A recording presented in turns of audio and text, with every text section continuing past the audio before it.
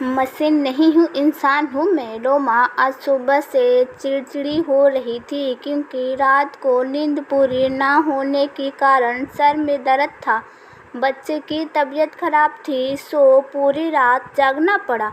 ऊपर से पूरा घर की डांट भी खानी पड़ी। 4 दिन से सब हल्ला मचा रहे थे कि छोले भटूरे बना दो।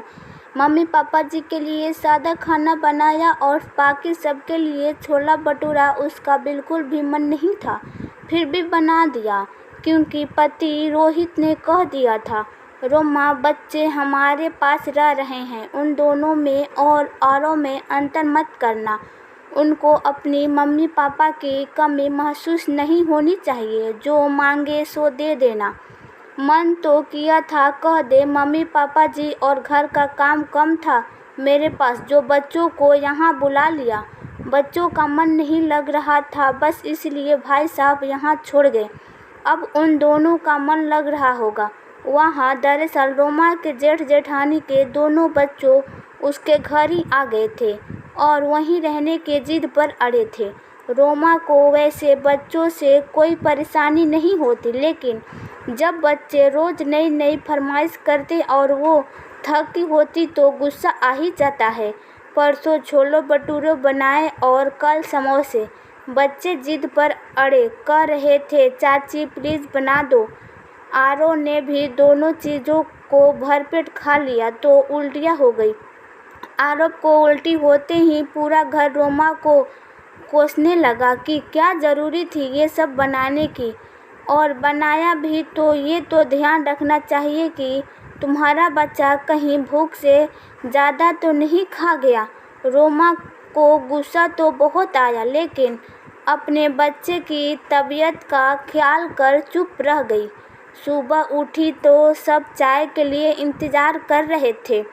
किसी ने ये नहीं सोचा कि रात भर सोई नहीं हुई तो कोई चाय ही बना दे। गुस्सा होती रोमा गई किचन में चाय बनाने।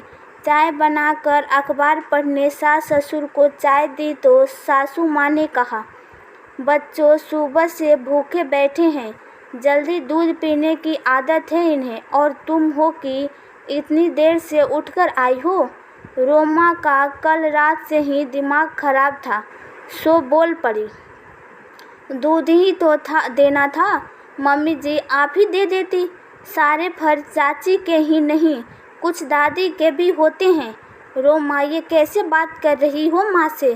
पतिदेव बोलो, बिल्कुल सही बात कर रही हूँ। यहाँ पर आप सब लोग बैठकर चाय का इंतज़ार कर रहे हैं कि मैं उठूँ और चाय बनाऊँ। आपके भाई के बच्चे भूखे बैठे हैं। चाचा या दादा कोई उन्हें दूध और ब्रेड नहीं दे सकता था। सबको पता है आरव की कितनी तबीयत खराब है, रात भर नहीं सोया। आप गए हॉल में सोने। मैं तो माँ हूँ ना, कैसे न जागती अपने बच्चे के साथ।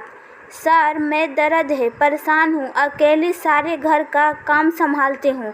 मुझे भी थकान होती है, मुझे भी बुरा लगता है। इंसान हूँ मैं, मशीन नहीं। आरव की तबीयत खराब हुई क्योंकि तुमने नहीं देखा कि उसने कितना खाना खाया है, रोहित ने कहा। मैं किचन में ही थी। आरव की दादा दादी और पापा यहीं बैठे थे। तीनों बच्चों एक ही थाली में खाना खा रहे थे।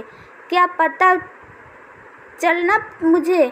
अब आप सब भी तो देख सकते थे। खाना गरम भी बनाऊं और कौन कितना खा रहा है ये भी देखूं।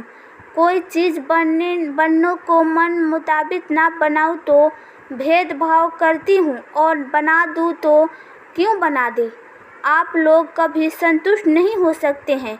मैं जा रही हूँ अपने कमरे में, अपने बच्चे के पास खाना बना लूँगी, लेकिन नाश्ता जो आप लोग खाओ बना सकते हो।